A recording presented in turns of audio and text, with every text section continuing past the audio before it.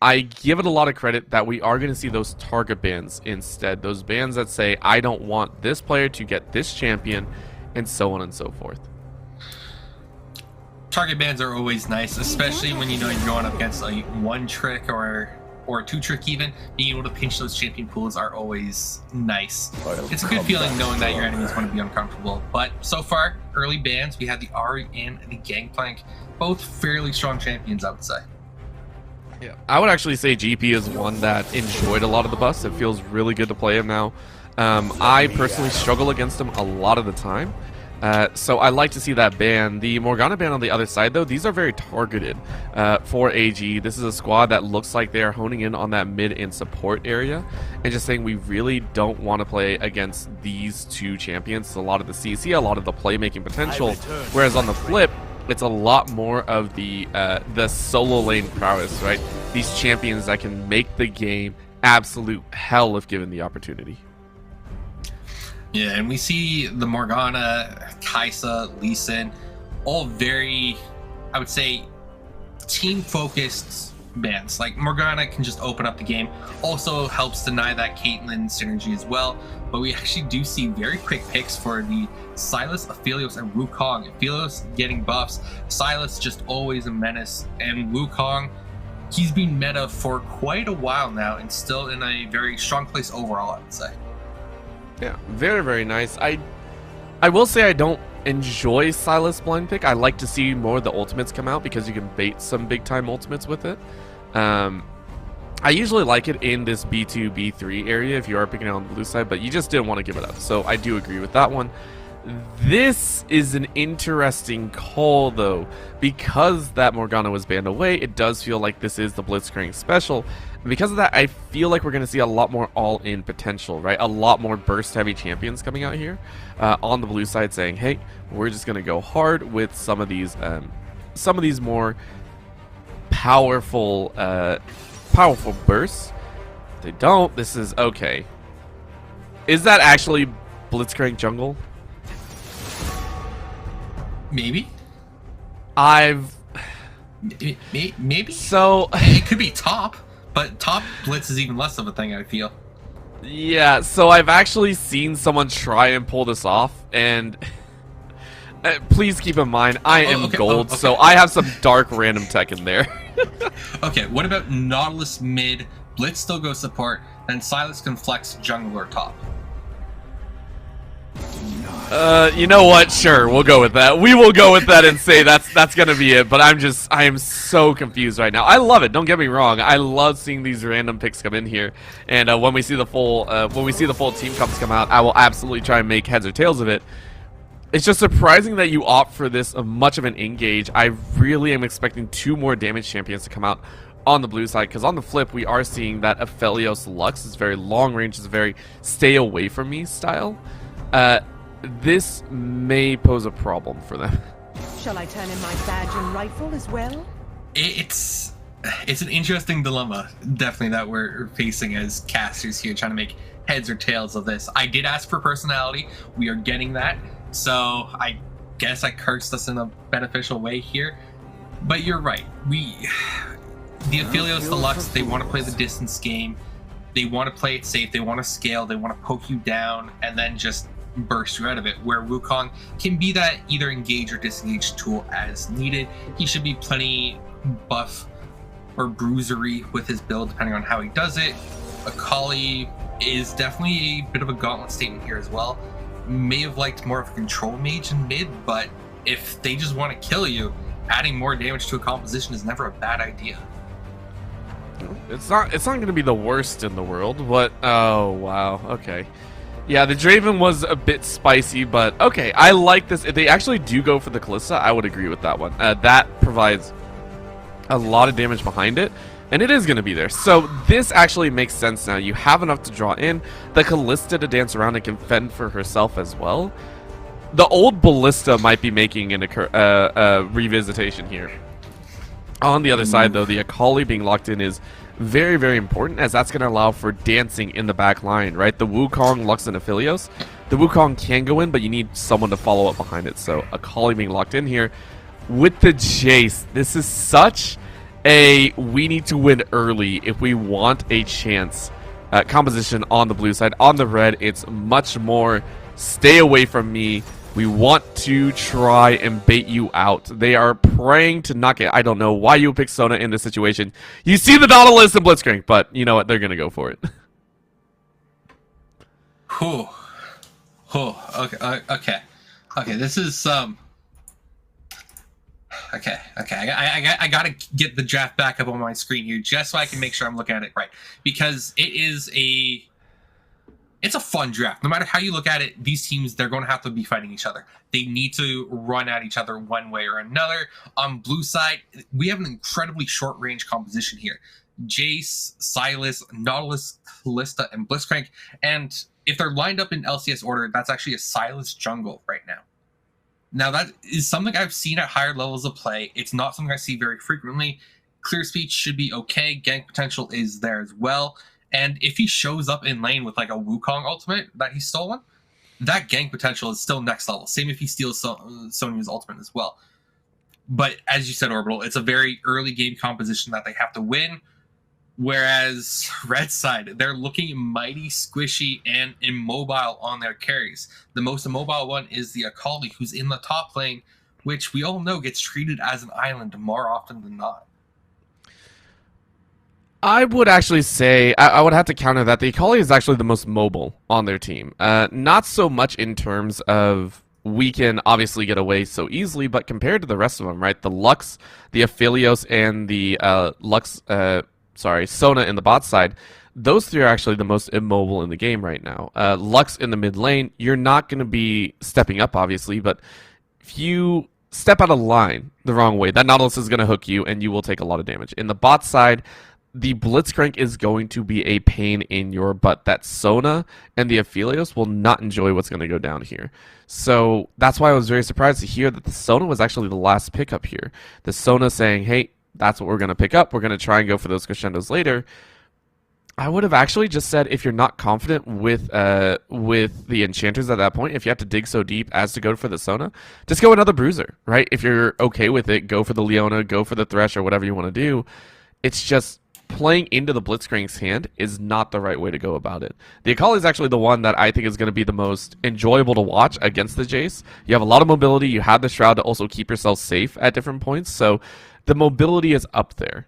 It's actually the mid and bot lane that I'm going to say are the most dangerous if they do not play this right. However, if they play it right, they have the range, they have the continuous poke damage, they will win out if there is no aggression from blue side. That will be the key, isn't it? The aggression coming out of the blue side. Can they, A, be aggressive and follow through with those opportunities? Because they can be aggressive all they want, but if red side is just sitting under that tower, it can be hard to actually formulate that aggression into worthwhile plays for them. And they do have tools to counter the blitz. I do believe that the Aphelios turret can actually block a Blitzcrank hook. So there is some micro plays that can be made in that bot lane to help keep them safe, but that's still a gamble I wouldn't want to rely on. So I do agree that the Sonya is a bit of a awkward pick overall. You could go Heimerdinger if you wanted to play a bit of a spicy one and then just pop down turrets whenever you needed to block hooks. That would also provide you an extra line of safety. But yeah, with the draft that they have, it's going to come down to blue team being the aggressor, being the proactive one, to see how they can get ahead, where their advantages will snowball from. And I think we've identified that it's going to be mid and bot lane. Those seem like the easiest lanes to attack for blue side, especially with Silas. He's going to be able to get some good ultimates there that can help impact those lanes as well. The ultimates are going to be important, but it's really the setup from the lanes as well, right? The ultimates are going to be nice, but Silas has enough damage on the back end already, right? A lot of people are saying Silas is now up at that S tier rank once again, and it's because his base stats are just very, very good. So that's actually why we saw the Nautilus and Blitzcrank being drafted, and them being okay to do that, because you do have that Silas in there. So anytime the Silas says, I want to gank, they're already in, right? That's the whole thing about it. So I do like what they have done. Any lane that they so choose will be under the threat of kills. So JSCHS, I expect to see them get very frisky. I expect them to be very scrappy and willing to take duels as often as possible. And for Westlake, I expect them to try their best to mitigate their deaths and not get hooked as much as we would expect. 30 seconds until minions spawn. It's going to be interesting here as well with blue side already stacking up, and it's a blitzcrank. You always want to see that level 1 invade, but it's pretty easy to spot out and counter as well. But the Philios actually manages to flash up as Sonya that gets caught, and that is first blood. Whew, rough start. And the fact that you got first blood on the Silas of all things means that extra 400 gold will be rotated throughout the entirety of the map. Oh man, this is looking spicy. At the same time, he also blew the flash of DJ Die. So DJ Die might be DJ dead if things continue. That is a scary notion to have. That bot lane is now in extreme peril. And I'm very, very excited to see how this one plays out. Again, for JSCHS, they're going to be trying to push their lead. And again, if they get ahead, they'll be very much on their way to that mid to late game win. And both junglers starting in their red quadrant as well. So it's going to be, I would say, fairly typical pathing. But Silas is already in river. So he's either going for an invade or they're going for a very cheeky gank on the bot lane right now. And with no flash on the Aphelios, this should be another dead and gone. And that's going to be a second quick kill onto the Silas. Great heads up play there by JSCHS for that unique pattern. But that aggression top lane's already continued through in the top lane with Jace picking up a kill there as well. So remember, I did say Akali is probably the most mobile of the team of Westlake. It's true. The problem is you need the abilities to do so, and at level 1, you ain't taking any mobile skills. You ain't taking your Shroud. You ain't taking your Shuriken. You are taking 5-point strike. That's all you're taking. And now on the bot lane again. Ooh. Okay, when do we start averting our eyes? Because these blitz hooks seem to be on point. He's what, 3 for 3 already? That's 3 kills. Like, this game could just be out of hand already if the side of Westlake doesn't find calmer waters right now. It's very tumultuous beginning, so they need to calm it down. They need to take a step back and sidestep those hooks. So he's definitely missed one, and that was at the early gank that Haizun Fang set down, and it was just a whiff, right? But the pressure was enough, and I do agree, might be a bit painful on this bot lane to actually sit there and try and play around. So Mufon is saying, I'm good to go. It's just, again, the danger of Blitzcrank is, I think, more relevant than the actual danger, right? The actual hook coming out here. You can see there, Greenhead Monster just saying, I'm perfectly okay. I will take anything that you throw at me. The Lux eating all of that electrocute damage. Every single lane currently going in favor of this squad. And look at that, a dash in. Click or die. Can't click fast enough. Still has Flash alive. Oh. You can see these hooks coming, and I feel like Westlake right now, they are just completely shook. Dodging hooks or skill shots is always a mental game, and when the enemy team is finding so many so frequently so early on, it definitely shakes your confidence to play the game, even if it's just a little bit. And having the mental resilience to get back onto the keyboard and mouse and pilot your champion, it does take some mental fortitude. But they're down 5 kills in 4 minutes. They could be down another here as Jace goes in, but a great flash out of the gamer will keep the Akali safe, at least for another moment. But regardless, the map state is not looking good right now for Westlake. They're going to try their hardest. And again, for this composition, they needed those early game fights to really be on point. But I don't know if you want to go back in on there. Oh, Akali, and the Jace is just going to chase this Akali down. Not much to say, really, other than Jace is doing Jace things with an early lead. Now Lux is in danger, pushed too far up, but a great dodge there out of Silas. And Miss Lux's days are are actually okay. The Lux made it out with that flash with like 5 HP. But now the action's bot lane and great hook back on Sonya keeps her in. And AG Wink is going to secure that kill. Now the Fearless is trying to put some damage back, but is also tanking some minions at the same time. So that's just a lost trade through and through. It's been real good for JSCHS. They have gotten everything. And honestly, mid lane, Click or Die was allowed to live because Greenhead Monster wanted to give the kill over to Haijun Feng and really wanted to make sure that the Silas got all the power in their kit. Oh my gosh, Mufo Okay, just saying, okay. I got this. Yep, it's so easy. Plays like that on the Blitzcrank is when you know your head and you're feeling it. You are in the zone, you can take on the world, and Jace now has to take on 2/5 of Westlake's world as they're both trying to make something happen, but he trades back at least 1-for-1 here, but that will be the shutdown going back over to the Wukong, or no, to the Ignite out of the Akali there, which should help, but still, in a 2v1, trading 1-for-1 is everything JSCHS wants. I mean, they're having a blast here. I don't know any other way to put it. They're just having a blast. They don't care. A random Ignite goes down by Aiko, and Wink is just like, really? You really just did that to me? Up about 20 CS. This is a punch in the face. They're doing so well. Wink even feels confident to sit here. A 1v2 does not care that they're alone. They have tier 2 boots. They have the most mobility right now, especially with the ability to kite on Ballista being next level. It's very easy for her to stay alive, especially without any hard CC coming out of the bot lane for Westlake. But now it's Lux, and that Lux just gets popped. She ain't seen the light or spreading the light anytime soon, as she's stuck in gray screen. And now Wukong trying to make something happen there, but it's a flash for flash and a dash for dash. I mean, you're happy about that one. Wink says, I don't care. If I know the jungler's down here, that means the rest of my team can run rampant.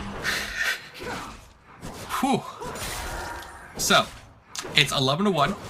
7:30 into the game. We are close to 2 kills per minute already, which is an astounding pace.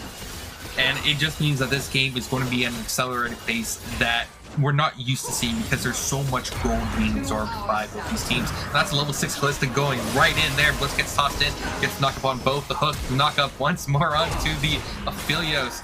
But a good flash heal out from both members of Westlake's bot lane keeps them safe for the time being.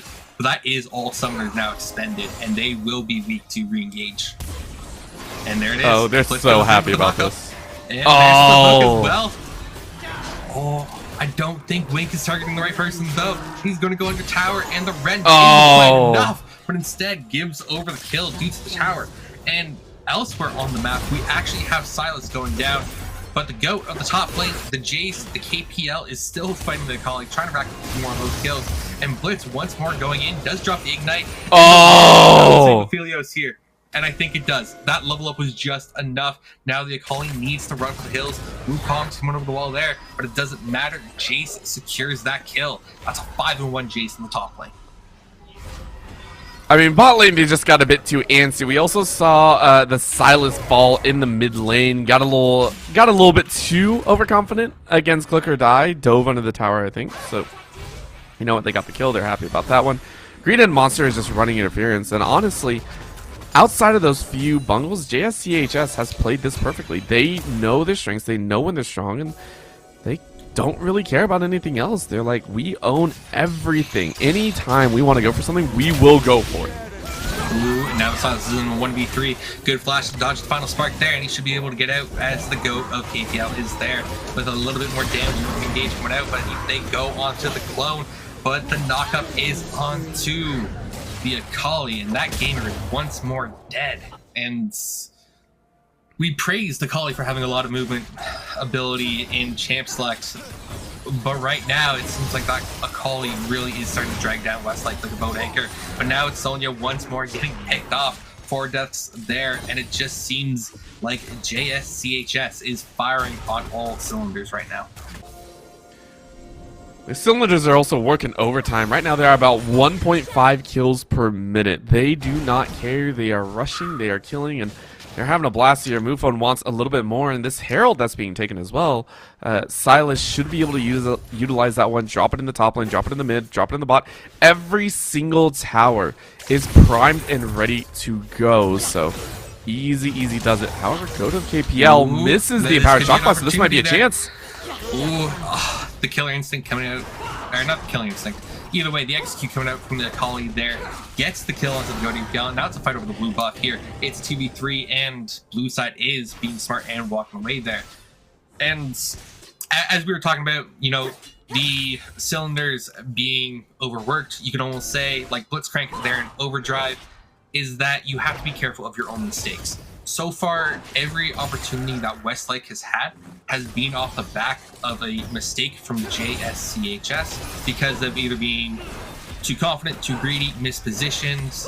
So if they clean up their play just a little bit more, they potentially could have had a flawless game, and now they're going to force this fight, potentially, or at least dive. If they don't dive this, I will actually be surprised. We do have Silence and Sonya ult. She gets it knocked up by the Wukong. There it is, and there's the re-engage. Oh my gosh! And the hook on the Aphelios is there. They're going to clean sweep them under tower here as well, but they will drop the Callista back to Echo there. All thanks to the little helping hand of a tower. You know what? They'll take it. They will take it 100%. They're not worried. They lost one, but they caught 3 for it, and now they get a chance at this Dragon. Click or Die is going to try and roam out, but, I mean, Green-Headed Monster is going to keep him completely in check. That's going to be a depth charge just to catch Mountain. Again, Dragon's not even low enough. Yeah, they're just going to kill. So well done, and top tower goes down. Everything going the way of JSCHS. Everything is a pretty up statement, and this is also their second drag. It's not their first, it's their second drag. So they're on tempo for neutrals as well. Jace is going to be looking for the Akali here. She dashes back with a shuriken flip, but Jace has his own leap and strike as well. And with the Wukong there, it could be a dangerous situation. He's going to try and trade it back. He does go at least 1-for-1 here. Now he has to run, but the Wukong doesn't follow through. The Rift Herald gets the charge off. You're looking at taking another full set of 5 plates here in this mid lane. And without mana, I don't think they go on the Lux here. But either way, this gold lead is up to 11,500. This is insane. 1k gold lead per minute. It's not unheard of, but when you do hear of it, the game's usually over. It's true. They've done that kind of work over and over again, and the Crescendo is just being used to stop the Blitzcrank. That is a big-time ultimate, and that is the fear that MUFON commands here. As he said, about 11k difference is ridiculous to see, and look at that. There's a flash forward, does not care. The follow-through is powerful. And regardless of who they hit there, they get the kill. Echo couldn't flash because it was silenced by the Blitz ultimate there, and I feel a little bit bad for Westlake right now. They just can't survive the waters that they're in right now. The lake is not their friend. The sword was given over to MUFON as the new ruler. And you can see that it's just a matter of staying alive right now for this Aphelios, for DJ Die. And if they dive, I wouldn't be surprised. But really, they're just waiting for even the slight misposition. The hook goes out, they pull them in, and Nautilus is actually behind them in between the 2 towers. So if they don't get a rotation out quick, there will be a dive here. That is quite funny to see that they opted for that. But again, with the recall of MUFON, they're not actually going to dive it here. Wink, though, wants a couple more auto attacks and might almost get it. He's going to hit a decent chunk. One more spear would have taken it, but it's going to be more than enough. You win out. You are up about 30 CS. You are looking like a dang powerhouse in that bot lane, Wink. We say they're looking like a powerhouse. I think they are the powerhouse. You know, they could even be, you know, the mitochondria, the powerhouse of the game, with how far ahead they are, with the amount of power that every member of this team has accumulated. It's hard to even cast this because these kills happen so quickly. I'm absolutely loving it, but there's also not much that Westlake can do. They need multiple members to even attempt to get something here. But Echo just eats the hook like it's a granola bar. It's a snack. And sometimes snacks are bad for your teeth. They don't work out well. And so that's a 2-7-1 Sonya right now for Akko V2. And now it's going to be a tower dive at the T2 tower here. Wukong with Great Cyclone knocks them off, but the Silas is a bit too strong with Cyclone of his own. Ooh. And that tower shot is massive, but not quite enough to kill the Silas there as well. And the fight continues in the top lane with the go to KPL. JC's looking for this. That's a good blast there into the Akali to force that gamer back. But Wukong is hovering there, going to pick up the minion wave. And they're already being pressured at their inhibitor towers. It's a 2v3, and even though those are low health bars, I think 100% that they win. And that's the Aphelios, and that's the Sonya. That is just dead. Dead. Gray screen. Again. 26 kills in 16 minutes. They're cruising. Yep, they're cruising. They're having a blast here. They're hitting about 160 on the Autobahn. No cops necessary. This is completely illegal with how the races go here in a League of Legends. Look at that. An attempt at a jump out and the slaughter. That is the 8th for the Silas, currently with 16 stacks on the Medjais. And GOAT of KPL looking like a menace with those Empowered Shock Blasts. Every single member of JSCHS is currently almost with bounty. Of course, Mufon is the only one without. But everyone's sitting on those high-strung bounties.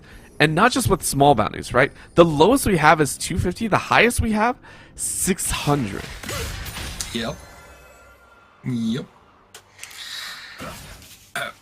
I think at this point, it's not a matter of if the game is going to be won by JSCHS, but when. What more do they want to accomplish, and how do they want to accomplish it? They are still averaging roughly a 1,000 goal lead per minute advantage, which is just mind-boggling that they can still snowball this game that hard. They have all the neutrals lined up. They're getting the second Rift Herald. Third Dragon's going to be taken by Callista right now as well. So they're clean sweeping the map as they systemically march forward. And this is a bad 2v2 here. Go to KPL against Sonya. The Sonya flashes out. The Rend just catches her heels and tears her asunder. And now the Wukong, just a drive-by. He looks, he doesn't want any of this, but it doesn't matter as Mufon is there as well. I don't think he lands hooks, so the Wukong gets to get out. But now the Akali and Click or Die this Lux, they're going to try and get this Nautilus, but Nautilus with that ultimate is going to track down that gamer just a little bit more. Maybe Jace just went down. Now it's evolving into a team fight there. It's like Jace just picks up 2 on the back end like it's nothing. And now Wukong gets knocked away into his own tower, but it doesn't matter because he just dies regardless. Jace with a triple kill. They be going hard here. The dive as well. There he's going for the pentakill now. The Aphelios DJ Die just needs to die and live up to his name one final time. And I am going to say that's an unofficial pentakill for the go to KPL there. For the side of JSCHS, it was a triple kill, it was a double kill, but we just round that up to a nice old-fashioned pentakill. You know what? We give it. We give it when we can because it's a pentakill under 20 minutes. 33 kills. This is a clinic. And I like what you said earlier.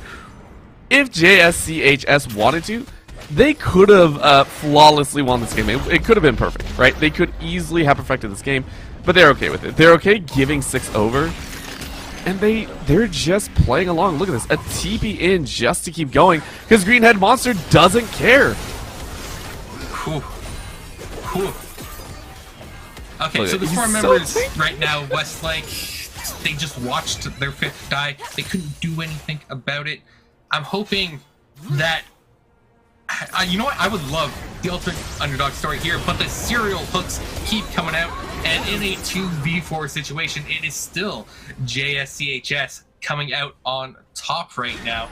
It was the blitz hook into the dredge line from Nautilus. That's just too much CC. Jace is already 3.5 items here at 20-minute marks. This is absolutely absurd. And I want to say that Silas was doing great on the kill participation front and having the most there. But then Jace got the Penta and just blew him out of the water, just like he's been blowing his opponents out of the water all day long. And you can see that. Oh. That's a 2-tapping. He is 2-tapping the enemies like they are nothing. DJ Dies lives up to his name once more. It's just a remix of his deaths this game. Having 7 And, well, there goes the Akali. There goes the first Nexus Tower. The second one will fall here shortly. And a little bit of BM there out of the Blitzcrank. But I'm going to say at this point, it is well earned. And I'm going to say they are just stacking and padding numbers just a little bit more here in the dying seconds of this game, because it is going to be a 21-minute game no matter how you cut it, because minions alone will kill that Nexus.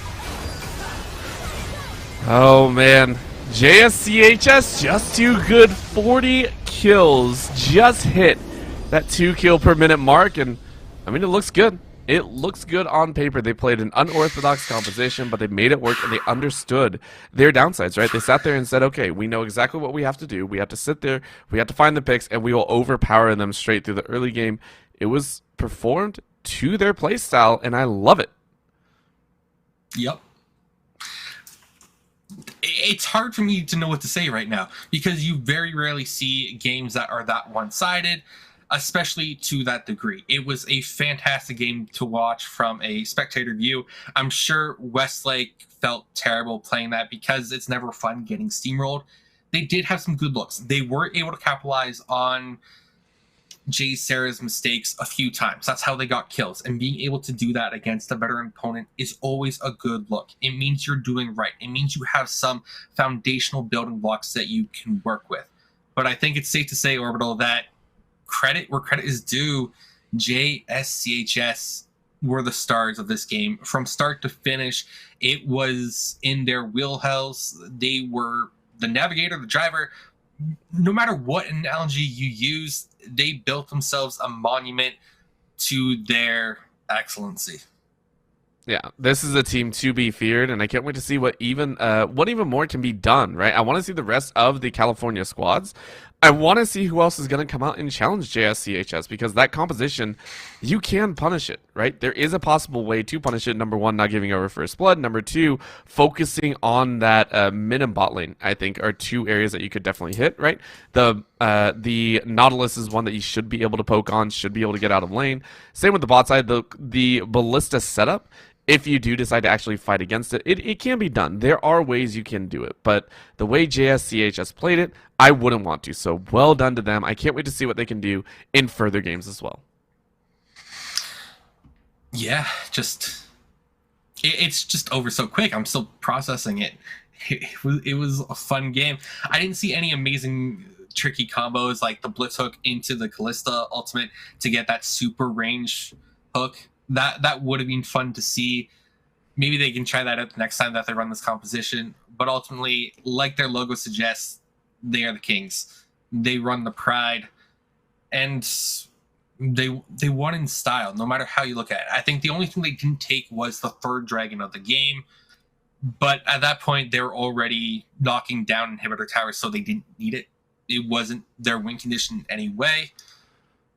Yeah, I am interested to see who can possibly step up and face this monstrosity. I feel like that's the only word for it, is just this monstrosity that we witnessed. Yeah, but I think that yeah, it was a good time. That's all I can say. Yeah, it was over in a flash. And I think that does it here for us tonight. Just the two series, absolute banger games, both of them. Bloody series, more blood than the cabin in the woods. And I thought last week was bloody, but this week was a whole new level of it. So once more, I'm Sarostims. I've been joined by Orbital. This has been week 4 of the High School Esports League, otherwise known as the, what is it, High Sports Esports thing? What was it that Echo called HSEL. HSCL is good. HSEL. High Sports is only for Echo. That's only for Echo there. I think he coined that one. Okay, so we'll let Echo keep that coin termed then. But either way, on behalf of the casters and production here, thank you for joining us tonight. We hope you enjoyed the show. See you next week.